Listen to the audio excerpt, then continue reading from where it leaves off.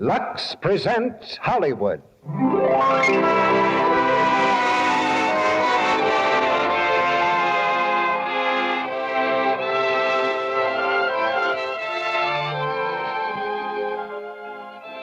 The Lux Radio Theater brings you Frank Craven, William Holden, Martha Scott, Fay Bainter, Beulah Bondi, Thomas Mitchell, Guy Kibbe, and Stuart Irwin in Our Town. Our Town is the famous Pulitzer Prize play which made stage history in New York and will soon be released as a motion picture, a stirring human drama of American life. But before turning the microphone over to our producer, may I remind you that tonight's play is presented by the makers of Lux Flakes, those gentle flakes that women everywhere are so enthusiastic about. These days, they're more enthusiastic than ever, because inside that familiar Lux box you all know so well is the wonderful new Quick Lux, just as gentle as ever, and so thrifty because a little goes so far and almost unbelievably fast. In water as cool as your hand, it's 3 times as fast in dissolving as any of 10 other leading soaps tested. Get a big box tomorrow and enjoy the instant rich suds you get. They're such perfect care for stockings, underthings, other nice things. For everything safe in plain water, new Quick Lux is really wonderful. It's in the same familiar package, and it doesn't cost you a cent more. And now, ladies and gentlemen, your producer, Mr. Cecil B. DeMille.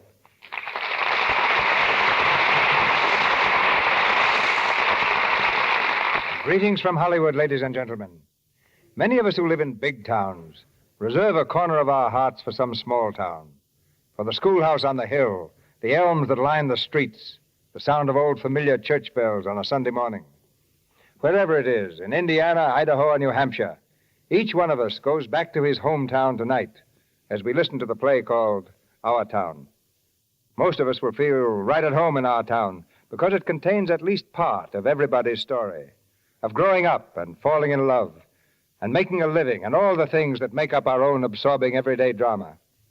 We may not think it's very dramatic when it happens to us, but perhaps that's why playwrights like Thornton Wilder were born, to show us the living, breathing drama of our own everyday lives. And, well, maybe that's why Our Town won the Pulitzer Prize, and why it's been on our schedule ever since the night I saw it on the stage. We have the same stars you'll see in Saul Lesser's screen production of Our Town, which United Artists will release in the next few weeks, a motion picture worthy of the play.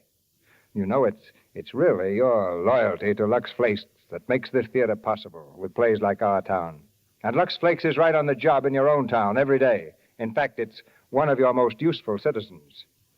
As for the leading citizens of Grover's Corners, the play in Our Town, they're Thomas Mitchell and Fay Bainter as Dr. and Mrs. Gibbs, Guy Kibbe and Beulah Bondi as Mr. and Mrs. Webb, William Holden as George Gibbs, and Martha Scott as Emily Webb, Stuart Irwin as Howie Newsom, Virginia Sale as Mrs. Soames, and one you'll meet right away, Frank Craven as Newton Morgan. And now the curtain goes up on Act 1 of Our Town.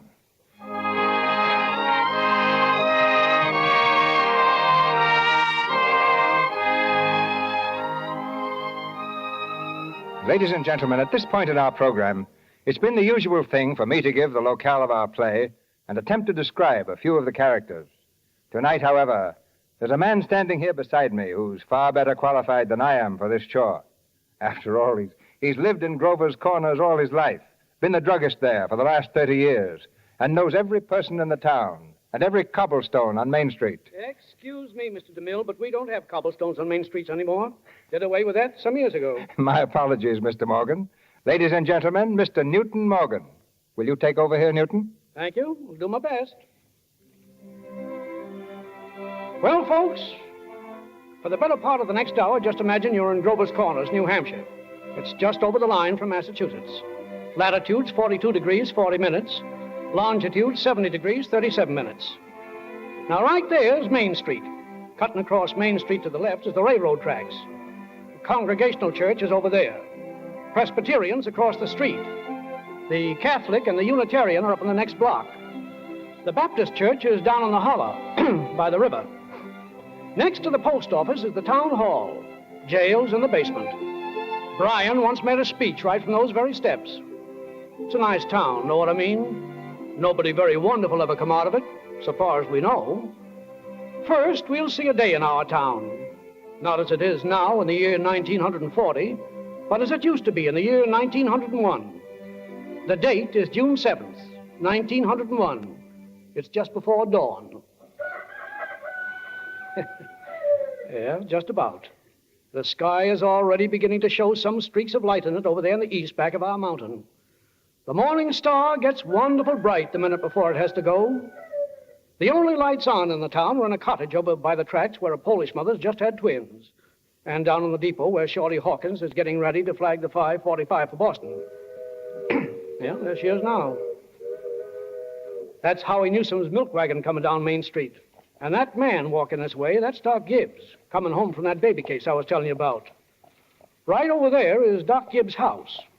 His neighbor across the fence is Editor Webb. Webb publishes the Grover's Corner Sentinel. There's Mrs. Gibbs coming downstairs to get breakfast. Children, time to get up. George, Rebecca, time to get up. Mrs. Webb's coming downstairs to get her breakfast, too. Emily, 7 o'clock. Wally, time to get up. They'll be coming out now to pick up the milk. Morning, Howie. Morning, Miss Gibbs. Seems like you're late today. Something went wrong with separator. Don't know what 'twas. See you tomorrow, Howie. Yes, ma'am. George, Rebecca, get up.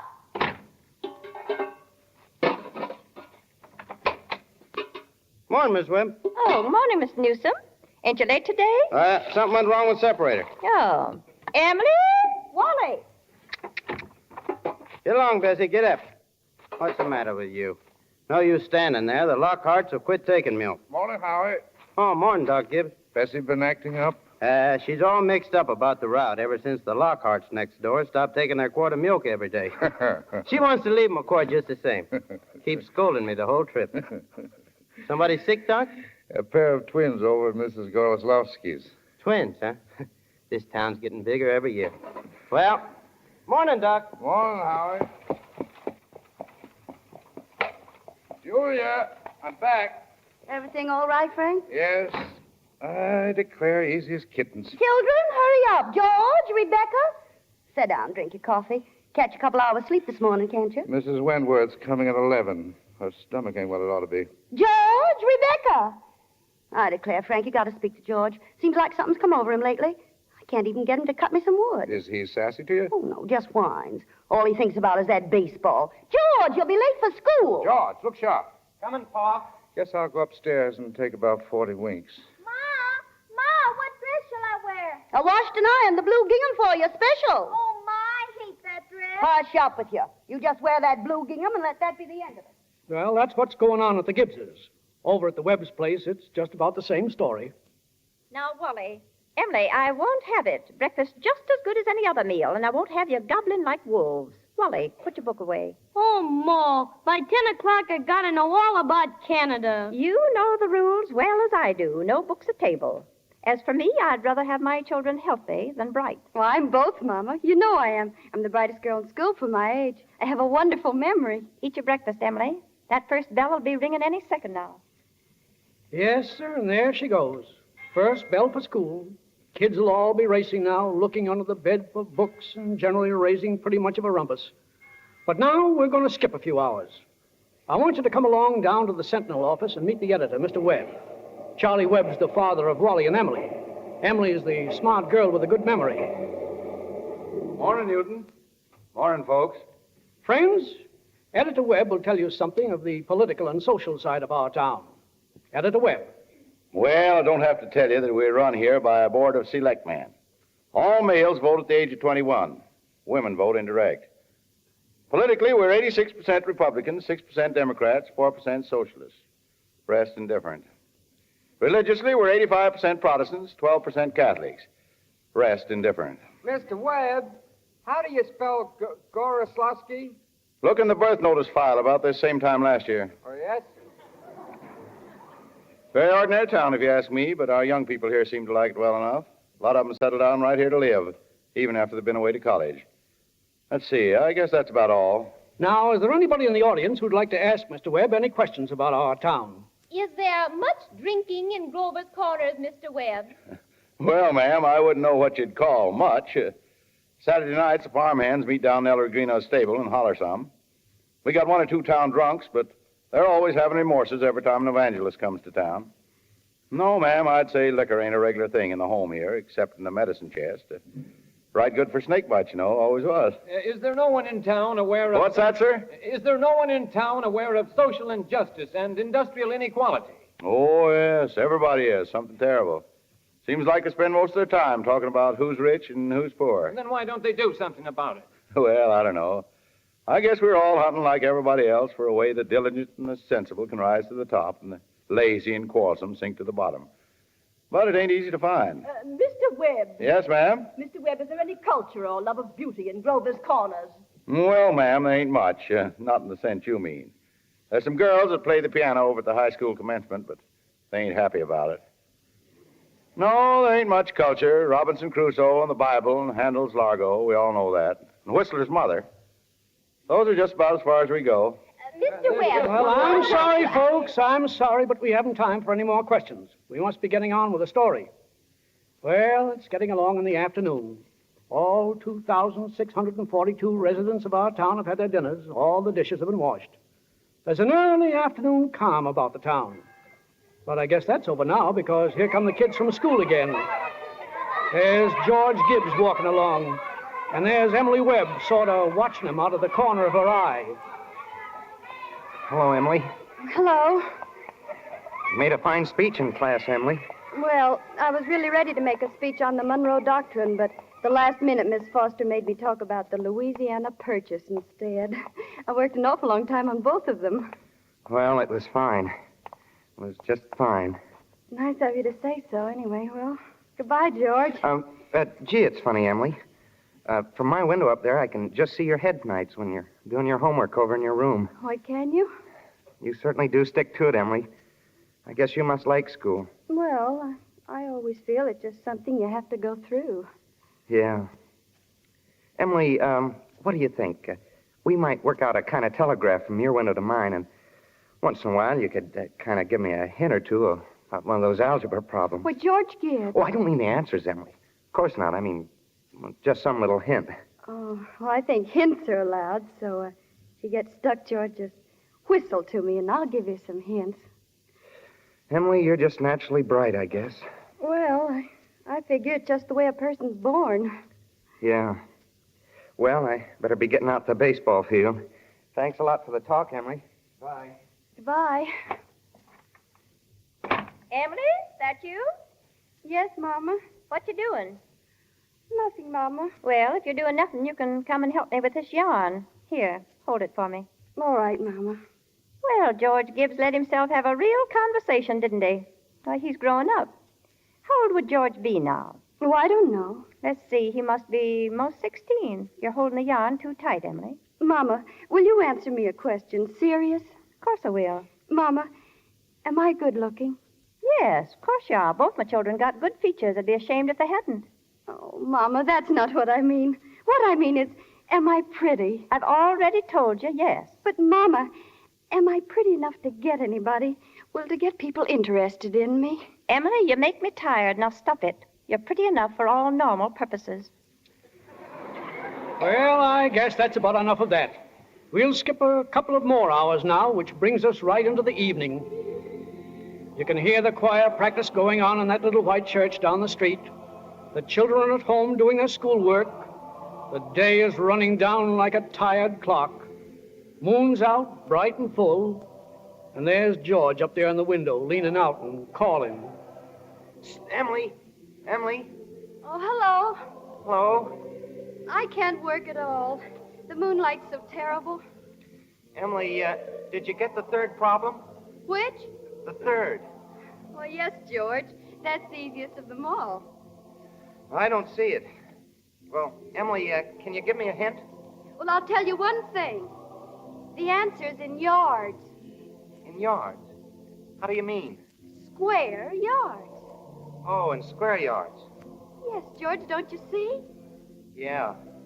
Square yards of wallpaper. Oh, I see. Square yards of wallpaper. Thanks a lot, Emily. You're welcome. My, isn't the moonlight terrible? Yeah. Well, Guess I better get back now and try to work. Good night, Emily. Good night, George. Oh, George, you come downstairs a minute? Yes, Pa. You want me, Pa? Make yourself comfortable, George. I'll keep you a minute. George, how old are you? Me? Well, I'm 16, almost 17. What do you want to do after school's over? Oh, you know, Pa, I want to be a farmer on Uncle Luke's farm. And you'd be willing, would you, to get up early and milk and feed the stock? You'd be able to hoe and hay all day? Oh, sure I will. What do you mean, Pa? Well, George, while I was in my office today, I heard a funny sound. What do you think it was? It was your mother chopping wood. Oh.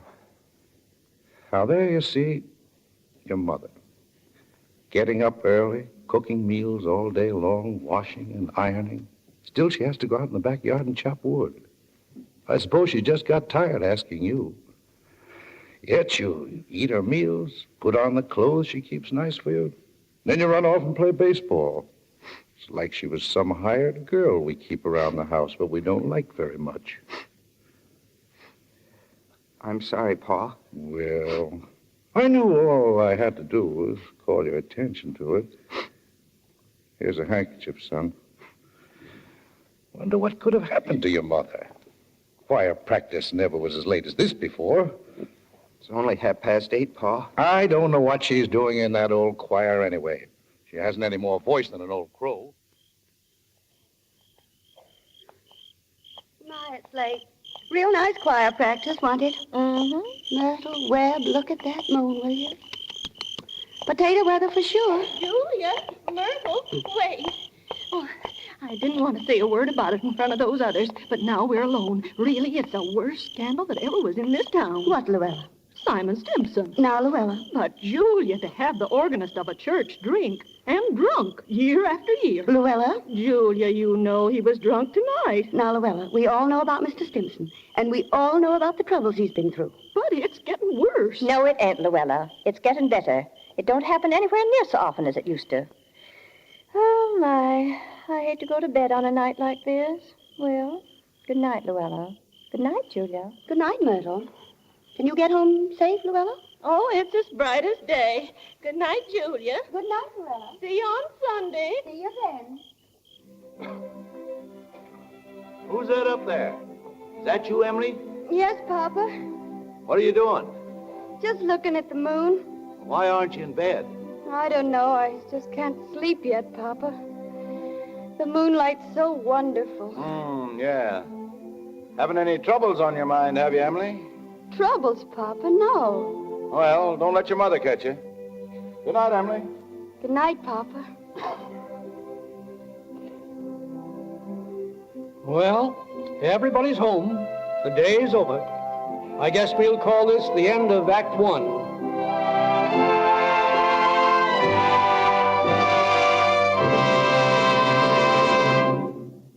Act One might be called the daily life. In just a moment, we'll have Act Two of our town, which I guess comes under the heading of love and marriage. But if I remember rightly what Mr. DeMille told me, long about this time, Mr. Ruick, the radio announcer, usually speaks a few words himself. This the right time, isn't it, Mr. Ruick? Just about, Mr. Morgan. Well, go right ahead then, son. Go ahead. Sally here looks as if she wanted to say something first. What is it, Sally? Oh, I just want to look into the future for a moment, Mr. Ruick. What do you see there, Sally? Good news. 100 years from now, there won't be any spring house cleaning. You don't say. Why not? Because everything in the house will be waterproof. You just hose down a room, presto, it's clean. Very simple indeed. But it won't help women who are doing their spring house cleaning right now. Oh, but I know something that'll make things awfully easy for them. So do I. New Quick Lux. Right. And I've heard loads of women who say they've never seen anything like it. They love the way it bursts into suds at the touch of water. Yes, and it's amazing how rich those suds are, too. All fine, pure soap. No alkaline builders of any kind. And New Quick Lux goes so far. Yes, and it gives more suds, ounce for ounce, than any of 10 other leading soaps tested. And that's true even in hard water. It's thrifty. It's so safe. There's nothing to hurt any color or fabric that's safe in water alone. It's wonderful how nice curtains and blankets and bedspreads look after a dip in New Quick Lux. And that goes for dozens of other things, too. Everything safe in water alone. Ladies, Now that you're busy with your spring house cleaning, get the fast, easy help New Quick Lux gives. Ask your grocer for a thrifty big box of New Quick Lux tomorrow. It comes in the same familiar package at no extra cost. And here's more news. Right now, thousands of grocers are featuring Lux in their spring house cleaning sales. It's a grand time to stock up. Use New Quick Lux for all your soap and water tasks to help keep your things new-looking longer, to save your hands. Now, our producer, Mr. DeMille. We continue with Our Town, starring William Holden and Martha Scott as George Gibbs and Emily Webb, Thomas Mitchell and Fay Bainter as Dr. and Mrs. Gibbs, Guy Kibbe and Beulah Bundy as Mr. and Mrs. Webb, Stuart Irwin as Howie Newsom, and Frank Craven as Newton Morgan. All set, Mr. Morgan? Ready and waiting. Well, go right ahead, son. Go right ahead.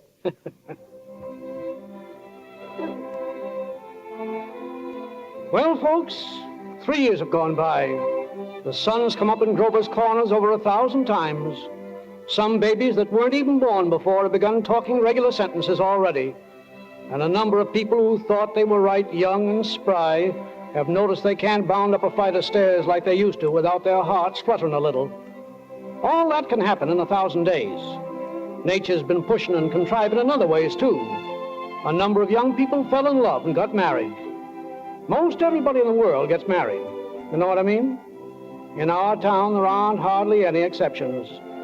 Most everybody climbs into their grave married. And like I told you, that's what Act Two is about, love and marriage. So, it's 3 years later. It's July 7th, 1904, just after the high school commencement.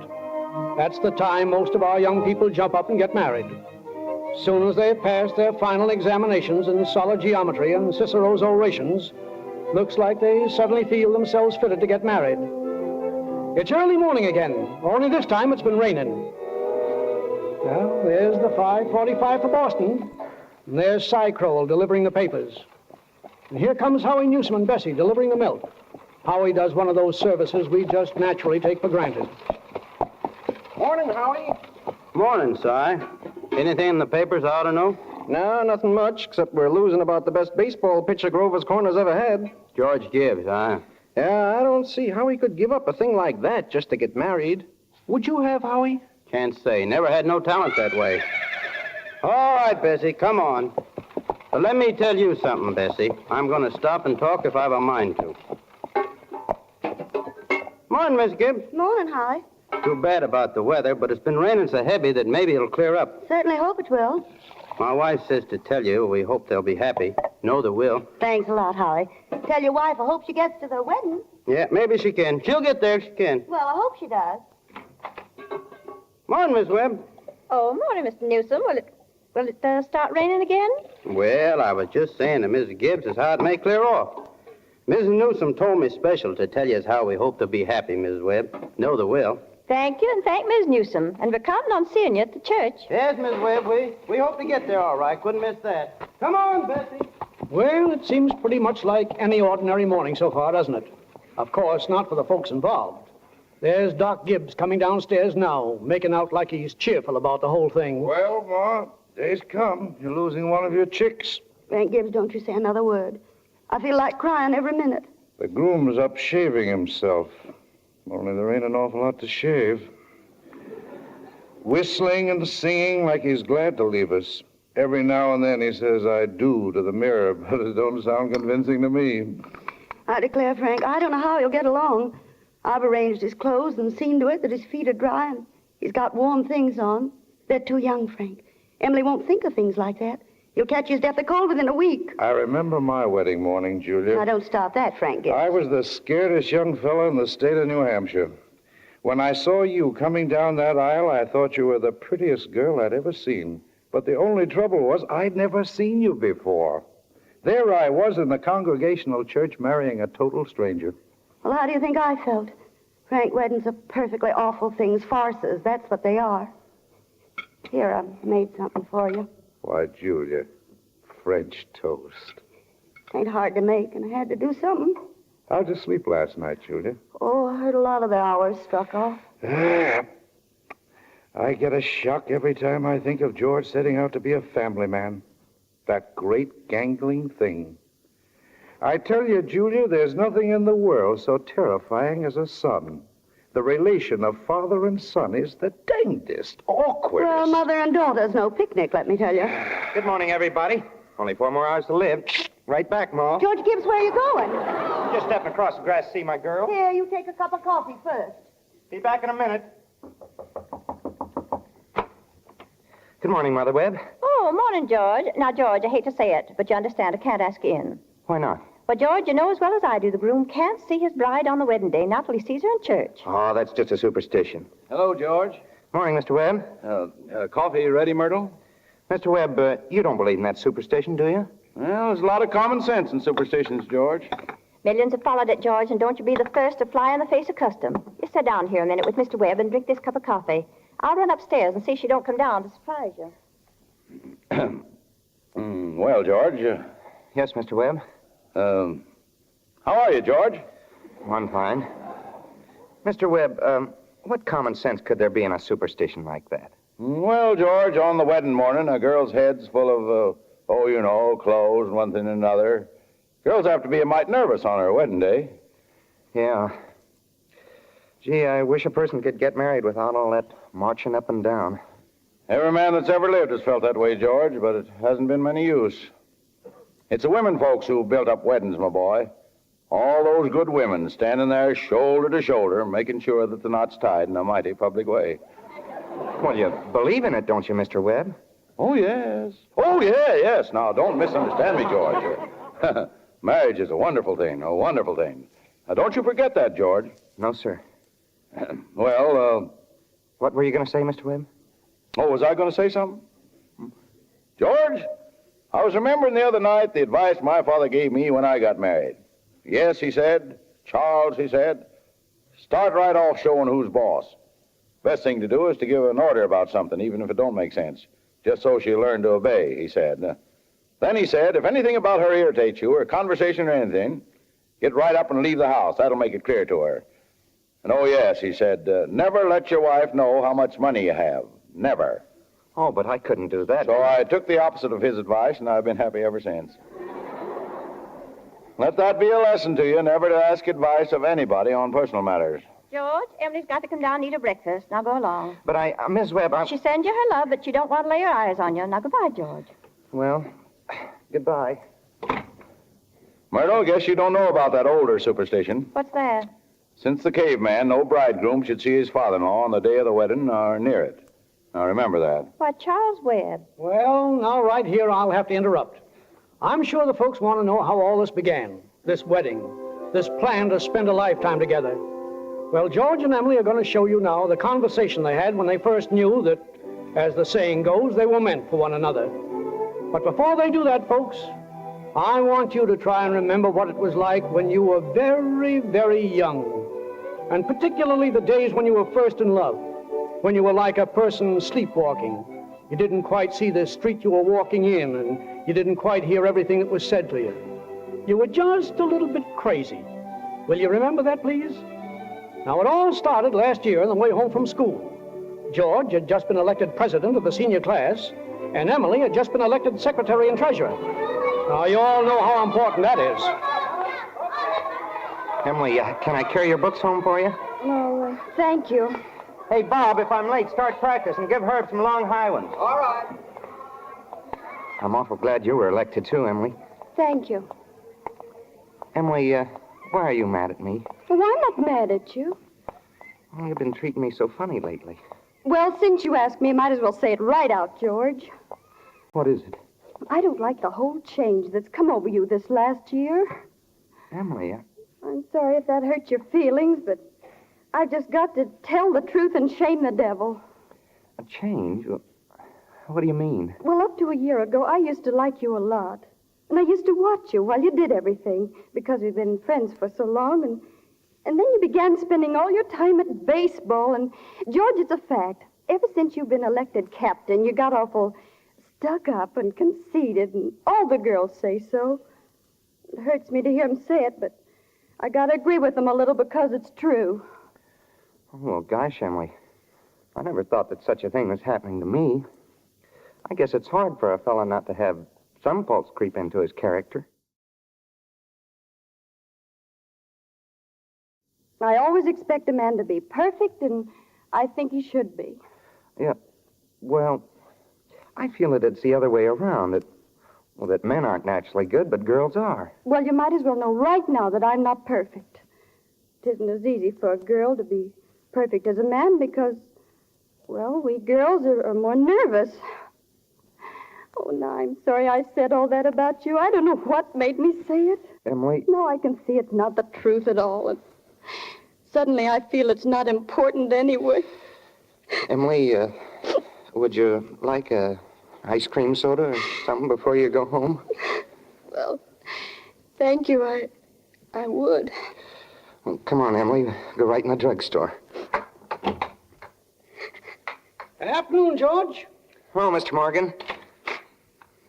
Hello, Emily. What do you have? Why, Emily Webb, what you been crying about?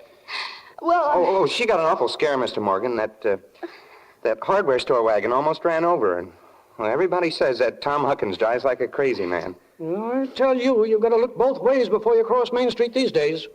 Gets worse every year. What do you have? I'll have a strawberry phosphate, Mr. Morgan. Oh, no, Emily. Have a soda with me. Well, 2 strawberry ice cream sodas, Mr. Morgan. 2 strawberry ice cream sodas, yes, sir. Yes, sir, I want to tell you something. There are 275 horses in Grover's Corners this very minute I'm talking to you. Now they're bringing in these automobiles. The best thing to do, I guess, just stay home. Gracious, I can remember the time when a dog would lie in the middle of the street all day long and nothing ever come along to disturb him. There you are. Oh, good afternoon, Mrs. Ellis. What can I do for you? sodas, they're so expensive, George. Oh, no, Emily, don't think of that.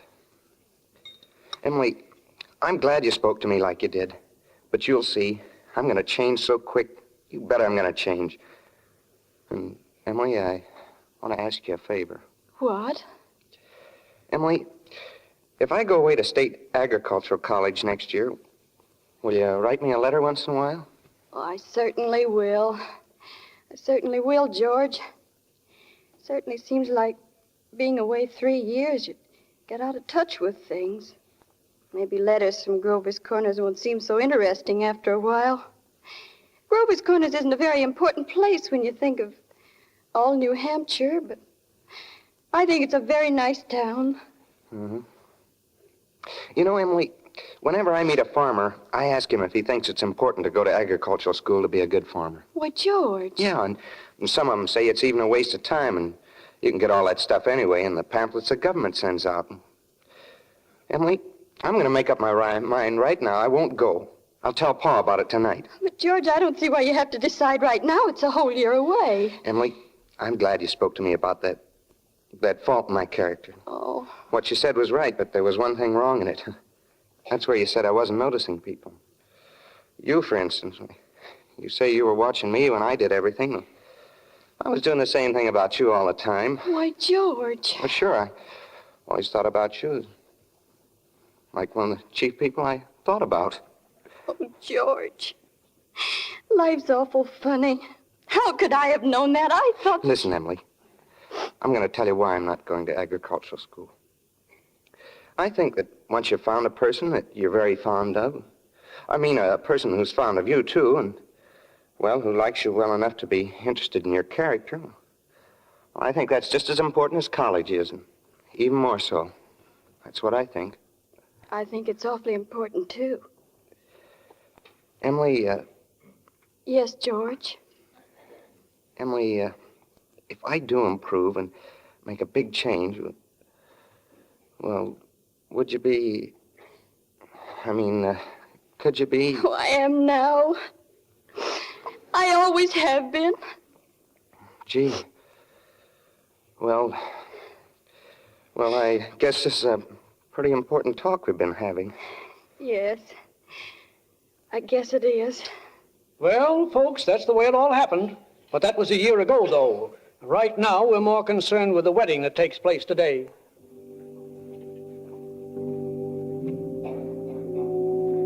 There's a lot of things to be said about a wedding. We can't get them all into one wedding, naturally. Especially not a wedding in Grover's Corners, where weddings are mighty short and plain. So here we are at the church now.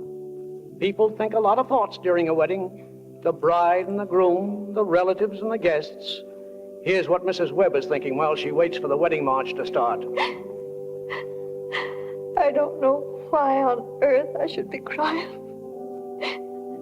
I suppose there's nothing to cry about. This morning at breakfast, it just come over me. There was Emily eating her breakfast as she's done for 17 years. And she's going out of my house. I suppose that's it.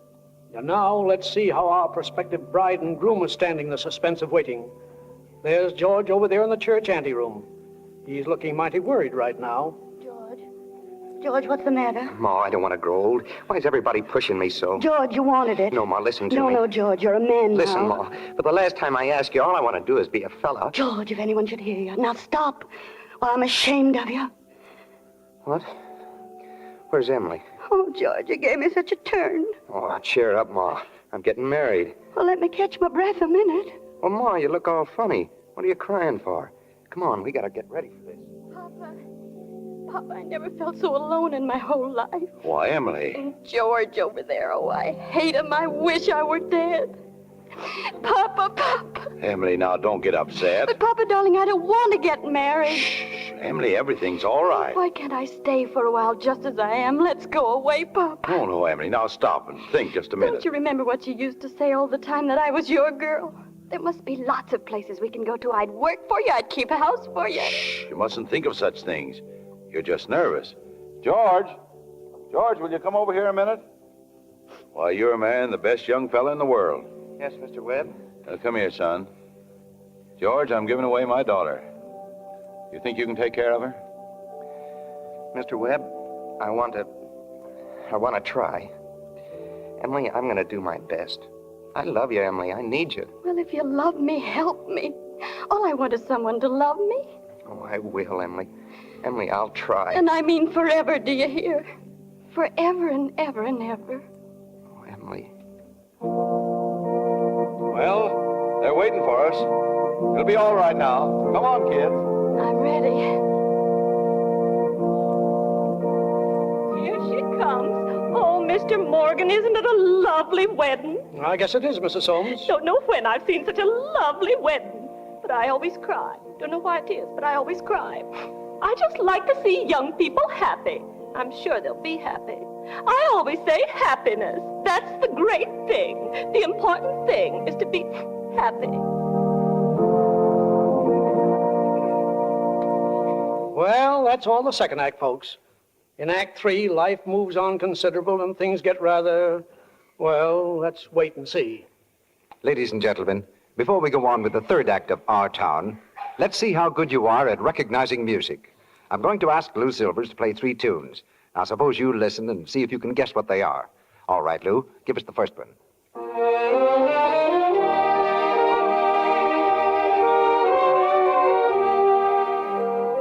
Do you know that tune? Well, here's the second.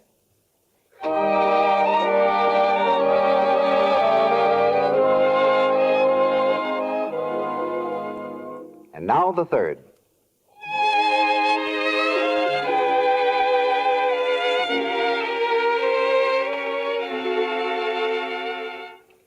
Do you know what those 3 tunes are? Sally, you tell us, and let your audience check their answers. They were I Kiss Your Hand, Madame, Hands Across the Table, and Pale Hands I Loved. That's the Kashmiri song. Yes, and that's just a sample of how often beautiful hands are the subject of poetry and song. Now, every man admires beautiful hands. Every woman wants to have them. Yet often, if she washes dishes day after day, she finds her hands growing rough and red and unattractive. That's such a pity, Mr. Ruick, because it can be avoided. Yes. Now, we wanted to prove how easily you can keep hands lovely in spite of dishwashing. So we asked hundreds of women to test 5 different soaps frequently used for dishes. They dipped one hand in Lux suds and the other hand in suds from another soap.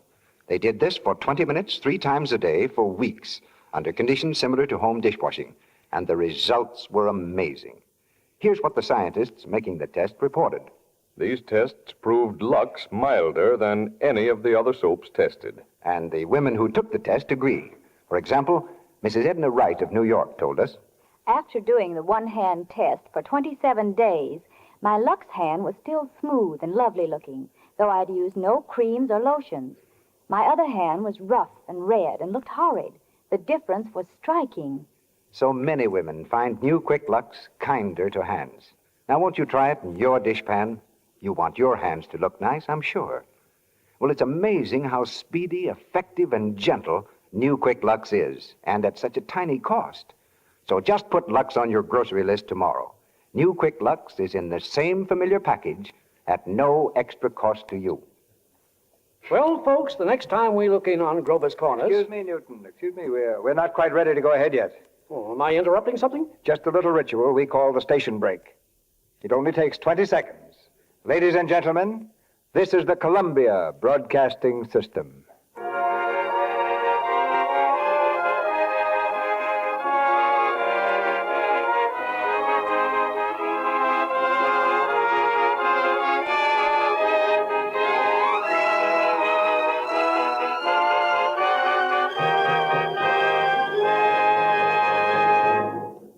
Seconds on the dot, Mr. DeMille. The microphone is yours, Newton. Well, now that we all know what station we're listening to, we can take another look at Grover's Corners. This time, 9 years have gone by, friends. It's the summer of 1913. Summers and winters have cracked the mountains a little bit more, and the rains have brought down some of the dirt. And now we're going way up there on the top of that hill. This is certainly an important part of Grover's Corners, up here on this hilltop. Lots of sky, lots of clouds, often lots of sun and moon and stars. Yes, it's a beautiful spot up here. I often wonder why people want to be buried in Woodlawn and Brooklyn when they might pass the same time up here in New Hampshire. Over here are the old stones, 1670, 1680. Strong-minded people who come a long ways to be independent. And here are some Civil War veterans. Iron flags on their graves. New Hampshire boys. They had a notion that the Union ought to be kept together, although they'd never seen more than 50 miles of it themselves. All they knew was a name, friends. The United States of America. The United States of America. And they went and died about it. This over here is the new part of the cemetery. There's your friend, Mrs. Gibbs. Yeah, Doc Gibbs lost his wife 2 or 3 years ago, just about this time. And there's Mrs. Soames, who enjoyed the wedding so much, remember? And Editor Webb's boy, Wallace, whose appendix burst while he was on a Boy Scout trip to Crawford Notch. Ah, yes, and lots of others. Yes, a lot of people just wild with grief have brought their relatives up to this hill, and then time and sunny days and rainy days and snow. Well, we all know how it is. A lot of thoughts come up here night and day, but there's no post office. And a lot of sorrow kind of gets quieted down up here, too. Yes, all those important things, mother and daughter, husband and wife, enemy and enemy, money and miser, all those terribly important things kind of grow pale around here, too. All those things. The earth part sort of burns away, burns out. I guess I'm thinking about all these things today because of our friend Emily. Another baby's expected down at that happy home we saw started. It's Emily's second. There's a little boy about 6 years old, but this time Emily's pretty sick. It's all right, Emily. Now, you just try to sleep a while if you can. I'll be here all the time. I can't sleep. Am I going to die, am I? Now, what kind of talk is that? Of course you're not going to die. You stop thinking like that, Emily. I can't help it. There's just something keeps telling me all the time. You're going to die, you're going to die. Now. That'll be enough of that, Emily. Just about enough. Dr. Gibbs. They're coming. Right back, Emily. I got the medicine, Doctor. How is she now? She's bad, very bad. But I think she'll pull through.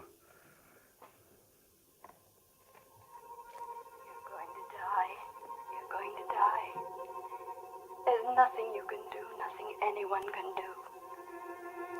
They'll put you up there on the hill, up there where Wally is, Mrs. Gibbs, or Mrs. Soames. They're dead too, and you'll be with them.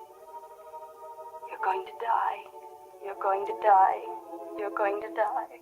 It's a strange sort of thing, that feeling that sometimes comes to a woman at a time like this. just knows she's going to die. No doubt of it in her mind at all. She knows. Often enough, she's wrong, but she feels mighty certain just the same. Must be a reason for that. Well, dying is a right and natural thing. Just another part of life, like being born. Maybe that's what does it. Maybe the new life that's coming into the world can't sometimes find its way, lest something dies first. At least steps over the line into the great beyond, and then returns to take up life and duty again. So perhaps in a queer sort of way a mother does die, just for a moment. Perhaps that veil between the quick and the dead is lifted for a second, and she can see for a little while into that misty land beyond. Who's to say it can't be? I suppose only the dead would really know. They'd see the mother coming through the mist, her face all white and shining, maybe just a little scared at first and strange. Then they'd see her peering into the beyond, and then something important, some great need would pull her back into the world, back to life again and to duty, the duty of tending the new life just born into the world. You're going to die. You're going to die. You're going to die. Julia Gibbs, is that a funeral coming up the hill to us? Yes. Yes, it is. Who is it, Julia? Who's coming to join us? My daughter-in-law, Emily Webb. What ails her? Trouble bringing a baby into the world. Why, I remember Emily's wedding. I went to it before I died. Wasn't it a lovely wedding? I remember I called on George and Emily at their farm, too, before I died. Dear Perfectly friends, beautiful as we gather farm. here in the last tribute of memory to our loved one, let us remember the words of the Master. I am the resurrection and the life. Hello, Mother Gibbs. He that Hello, believeth in Emily. me, though he Hello, were dead, Emily. Hello, yet Mrs. shall Soames. live. Hello, sis. And whosoever liveth Hello, and Wally. believeth in me shall never die. Mother Gibbs, they're going away. Down the hill again. Yes, Emily, dear. Just rest yourself. Father Gibbs is bringing some of my flowers to you, Mother Gibbs. Oh, Mother Gibbs, I never realized before how troubled and sad he looks. I loved him so. Father Gibbs, come back. He can't hear you, dear. He's gone now. Oh, I'm so tired, Mother Gibbs. Yes, Emily. Just rest yourself. It seems thousands and thousands of years since... Oh, I don't like being here. Yes, Emily, I know. Mother Gibbs, when does this feeling go away? Of being strange here? How long does it... dear. Just wait and be patient. It's clearing off. The sun's breaking through. Looks like the leaves will fall a little earlier this year. Mother Gibbs, George and I have made that farm into just the best place you ever saw. Did you, dear? Won't be the same to George without me. But it's a lovely farm. Little cooler than it was. Yeah, that rain's cooled it off a little. But, Mother Gibbs, one can go back in memory and live each of those days over again. Why, just then for a moment I was thinking about the farm, and for a moment I was there, and my baby was on my lap as plain as day. Yes, but when you've been here longer, you'll understand that our life here is to forget all that and think only of what is ahead and be ready for what is ahead. Oh, but Mother Gibbs, how can I ever forget that life? It's all I know, it's all I had. One can go back there again and live all those days over again. I feel it, I know it. You'll not only live it, but you'll watch yourself living it. I'll choose a happy day. Oh, Emily, it isn't wise. Really, it isn't. I'll choose the day I first knew I loved George. Oh, why should that be painful? Because it's the happiest days that are the hardest to relive. And hardest to forget. But I must. Then, Emily, choose an unimportant day. Choose the least important day in your life. It will be important enough. Then I'll choose my birthday. The day I was 14. I remember it all. There's Mother in the kitchen. She called me. Emily! Wally, come down. Breakfast. Oh, how young Mama looks. I didn't know Mama was ever that young. And there's Papa. Good morning, Mother. Sit down, Charles. Coffee's ready. Don't forget, it's Emily's birthday. Did you remember to get us something? Yes, I've got something here. Where's my girl? Where's my birthday girl? Don't interrupt her now, Charles. You can see her at breakfast. She's slow enough as it is. Oh, I can't bear it.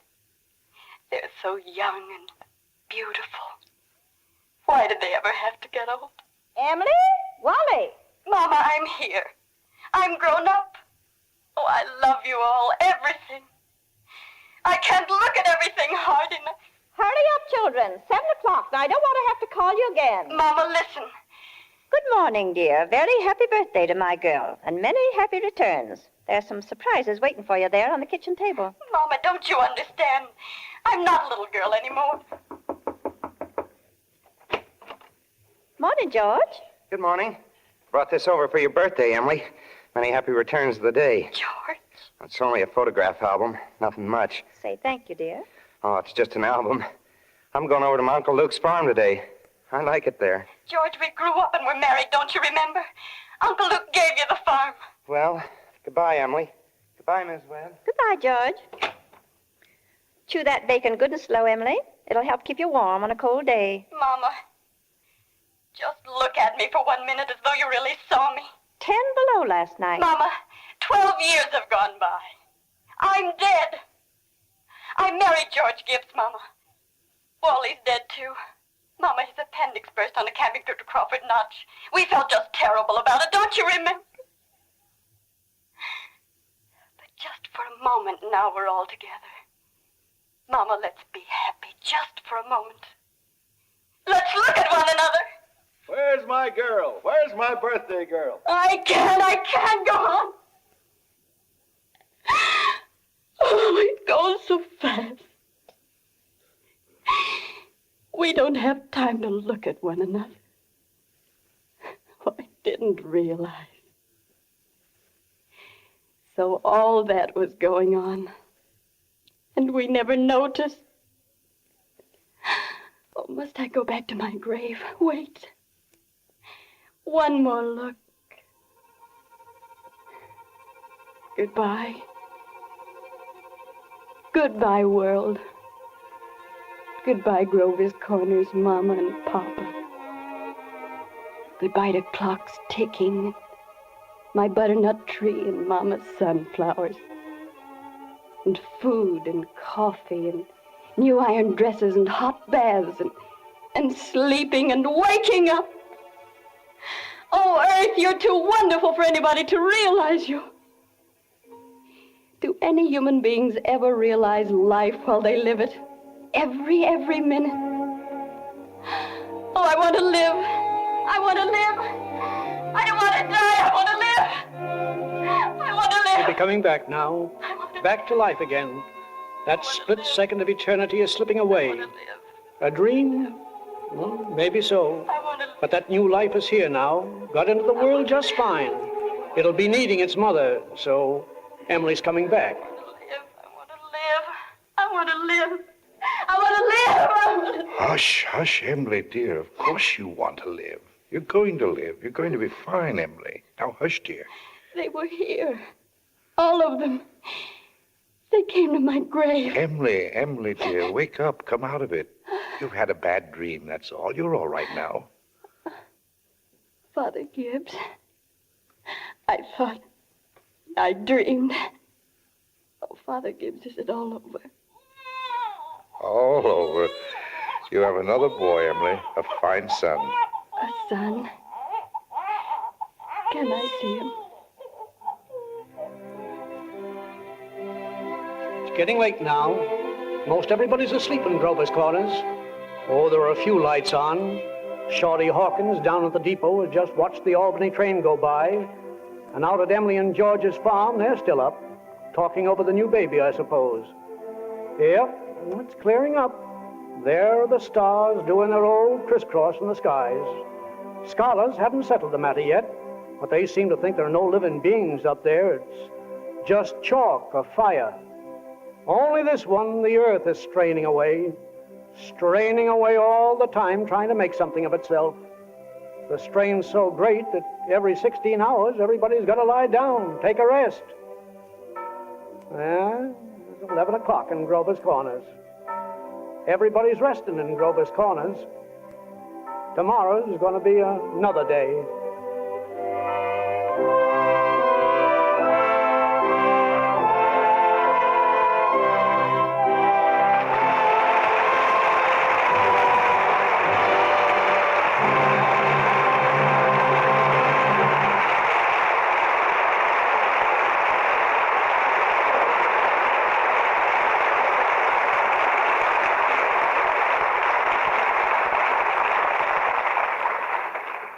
This is the season for census taking. And as our stars return for their curtain call, I think we might take a brief census of the places which they themselves call our town. Mr. Craven, suppose you begin. Well, like the cod and the baked bean, Mr. DeMille, I belong to Boston. Fay Benton, you're next. Well, I was born in a suburb of Hollywood called Los Angeles. We've spanned the country already. Miss Scott. Jamesport, Missouri. That's just outside of G's Creek. Gee whiz. Bill Holden. O'Fallon, Illinois. Miss Boundy, how about another vote for the Middle West? All right, Valparaiso, Indiana. It's about the size of our town. Mr. Kibbe, I presume that wherever you were born, you made sure there was good fishing nearby.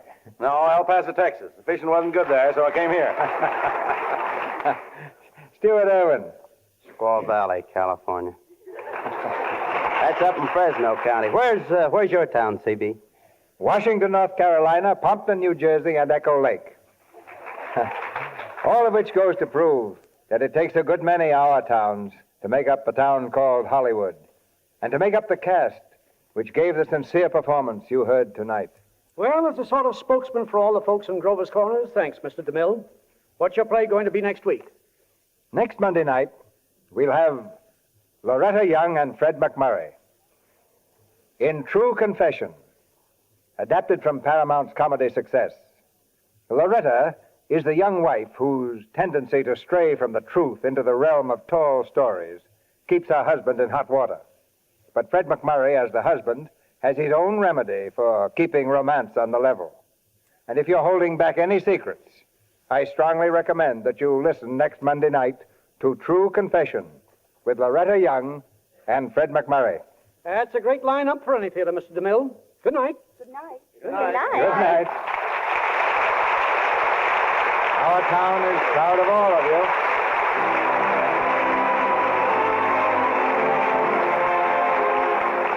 Our sponsors, the makers of Lux Flakes, join me in inviting you to be with us again next Monday night when the Lux Radio Theater presents Loretta Young and Fred McMurray in True Confession with Ruth Donnelly. This is Cecil B. DeMille saying good night to you from Hollywood.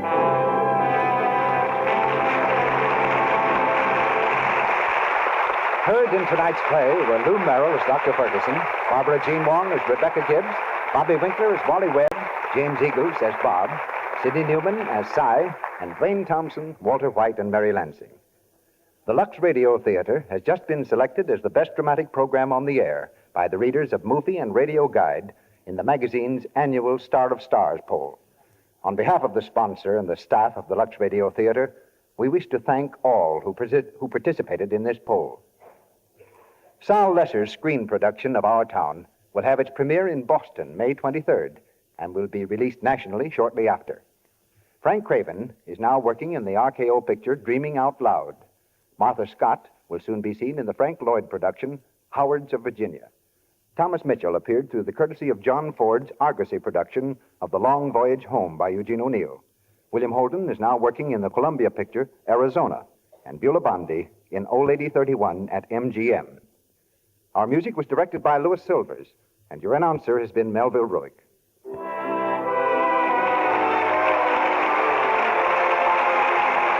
This is the Columbia Broadcasting System.